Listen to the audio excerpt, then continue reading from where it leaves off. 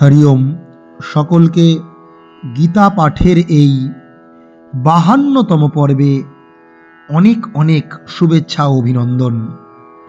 আমরা শ্রীমদ্ ভগবদ্ গীতার একটি অন্যতম শ্রেষ্ঠ অধ্যায় সাংখ্যযোগ, যেখানে অনেক জ্ঞানের কথা বলা হয়েছে, আত্মতত্ত্ব, স্বধর্ম পালন এবং স্থিতপ্রজ্ঞের কথাও বলা হয়েছে।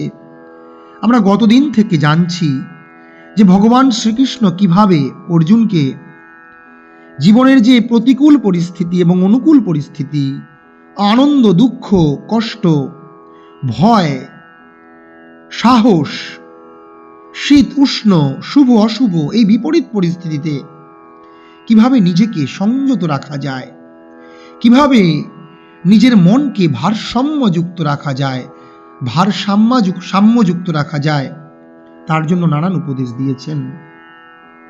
আজকে গীতার এই দ্বিতীয় অধ্যায়ের সাংখ্যযোগের 57 নম্বর শ্লোকে তিনি খুব সুন্দরভাবে এই বিষয়ে উপদেশ দিচ্ছেন। কি আমরা শ্লোকটি একবার জানব। ইয়া সর্বত্রানভিস্নেহাঃ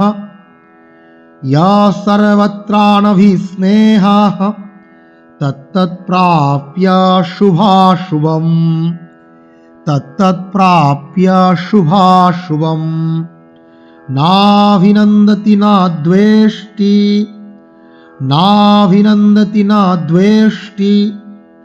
তস্য প্রজ্ঞা প্রতিষ্ঠিতা।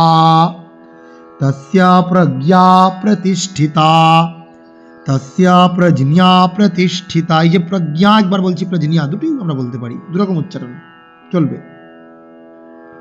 এর অর্থ কি না, যে ব্যক্তি সর্বত্রানভিস্নেহ, জড়জগতের সমস্ত বিষয়, সে ভালো হোক আর মন্দ হোক, আসক্তি শূন্য, অনভিস্নেহ, তার স্নেহ মানে কি আসক্তি, স্নেহ করছি মানে বলছি আমরা, তার মানে সে বিষয়ের প্রতি আমাদের কামনা বাসনা আসক্তি আছে, অনভিস্নেহ। তিনি আসক্তি শূন্য, অনভিস্নেহ, সর্বত্র জগতের সমস্ত জড়জগতের বিষয়ে তিনি আসক্তি শূন্য, এবং যিনি সেই জড়জাগতিক জড়জগতের সমস্ত বিষয় পেয়ে, সে শুভ হোক আর অশুভ হোক, ভালো হোক মন্দ হোক, পেয়েও নাভিনন্দতি, অত্যন্ত আনন্দিত, উৎফুল্ল চিত্ত হয় না, উৎফুল্ল চিত্ত হয়ে তিনি লাফালাফি করছেন, বিরাট হর্ষমণ্ডিত হচ্ছেন। আবার অশুভ জিনিস পেয়ে দ্বেষ্টি, হিংসা, ক্রোধ হচ্ছে, এরকম যিনি হন না, শুভ অশুভ বিষয়ে যিনি অত্যন্ত উল্লসিত, অত্যন্ত অনুল্লসিত বা উদ্বিগ্ন হন না, তার কিন্তু প্রজ্ঞা প্রতিষ্ঠিত হয়েছে। এটা হে অর্জুন তুমি জেনে রাখো বলে ভগবান শ্রীকৃষ্ণ বললেন। অর্থাৎ যিনি বিতরাগ ভয় ক্রোধ, যেটা 56 নম্বর শ্লোকে বলা হয়েছে, যিনি দুঃখেষু অনুদ্বিগ্ন না, দুঃখেতে উদ্বিগ্ন হবেন না, অর্থাৎ অশুভতে যিনি উদ্বিগ্ন হবেন না, দ্বেষ করবেন না, রাগ করবেন না, হিংসা করবেন না, ক্রোধ করবেন না, সুখেষু বিগত স্পৃহা, অর্থাৎ শুভ বিষয়ে তিনি নাভিনন্দতি, অত্যন্ত উল্লসিত হয়ে বাস বাড়িতে বিরাট পার্টি করলেন, অনেক মানুষকে খাওয়ালেন, পরে আবার সে বিষয়ে যখন ক্ষতিগ্রস্ত হলেন তিনি অত্যন্ত ভীতগ্রস্ত, ভয়, হতাশা, দুর্দশায় জর্জরিত হয়ে উঠলেন, এরকম নয়। যিনি বিগত স্পৃহ, যার স্পৃহা চলে গেছে, এটাকেই বলা হচ্ছে অনভিস্নেহ, যিনি অনভিস্নেহ, যার স্নেহ চলে গেছে, সেই কিন্তু স্থিতধীর মুনির উচ্চতে, সেই ব্যক্তি স্থিতধী, তার বুদ্ধি কিন্তু স্থির, তাকে কিন্তু আমরা মুনি বলবো। এটাই কিন্তু আজকের এই 57 নম্বর শ্লোকে বলা হয়েছে কিনা, ইয়া সর্বত্র অনভিস্নেহ, যে জগতের সমস্ত বিষয়ে অনভিস্নেহ, আসক্তি শূন্য, আর কি না তত্তৎপ্রাপ্য, জগতের সমস্ত বিষয় প্রিয়, সে শুভাশুভম, শুভ হোক আর অশুভ হোক, না ন অভিনন্দতি, অত্যন্ত আনন্দিত, হর্ষমন, প্রিয় বস্তু লাভে আনন্দিত হন না, ন অভিনন্দতি, অশুভ অপ্রিয় বস্তুতে ন দ্বেষ্টি, যিনি ঘৃণা করেন না, তার কিন্তু প্রজ্ঞা প্রতিষ্ঠিত হয়েছে। এটাই আজকের শ্লোকের কিন্তু মূল তাৎপর্য।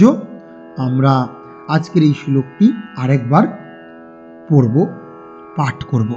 এটা খুব জীবনে মনে রাখার চেষ্টা করব এই শ্লোকটির তাৎপর্য, শ্লোকটির অর্থ কি বলছে না, ইয়া সর্বত্রাহিনা যা সর্বত্রানভিস্নেহাঃ ইয়া সর্বত্রানভিস্নেহাঃ ইয়া সর্বত্রানভিস্নেহাঃ তত্তৎপ্রাপ্য শুভাশুভম তত্তৎপ্রাপ্য শুভাশুভম নাভিনন্দতি না দ্বেষ্টি নাভিনন্দতি না দ্বেষ্টি তস্য প্রজ্ঞা প্রতিষ্ঠিতা তস্য প্রজ্ঞা প্রতিষ্ঠিতা। এভাবে আমরা গীতা পাঠ করব। সকলকে অনেক অনেক নমস্কার। সবাই এভাবে গীতা পাঠ শুনুন এবং ভালো লাগলে অবশ্যই এই গীতা পাঠের ভিডিও সকলের মধ্যে ছড়িয়ে দিন এবং এই সংস্কৃত আধ্যাত্মিক সংস্কৃত ভাব ও সংস্কৃতিযুক্ত চ্যানেলের পাশে থাকুন। আবারও সকলকে অনেক অনেক নমস্কার, ধন্যবাদ। সবাই ভালো থাকুন, সুস্থ থাকুন। সর্বে ভবন্তু সুখিনঃ, সর্বে সন্তু নিরাময়াঃ।